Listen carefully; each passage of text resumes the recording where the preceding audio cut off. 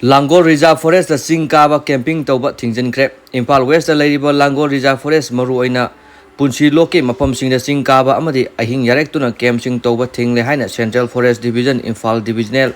Forest Officer Bikram Suresh Nathena Tha Asigi Kunga Mapanda Order Amathokre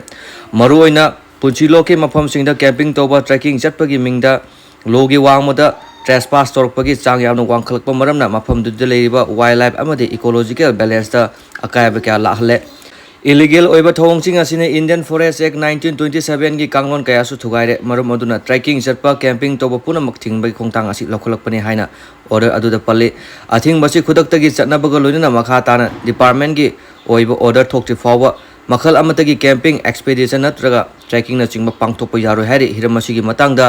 mari leinaba department officer amadi staff singna yengsinaba department gi makok thongba sina order fikre loinana logi wangmara thabuk torama sing Indian Forest Act 1927 amadi Manipur Forest Rules 2021 gi makhada matik chaba action lokhanaba khangankre hairiba athingba singa sigi wangmara chalamba sing Indian Forest Act 1927 gi matung ina tha taru kasum sangda leiba natraga fine tihanba natraga punishment animak asip fangba haina leire reserve forest ke manung da makhal amatagi thabak thorum tawlinglabasu kanago mioi amadi organization aduna mari leinaba department dagi hana matik chaba ayaba logodabni haina order aduda palle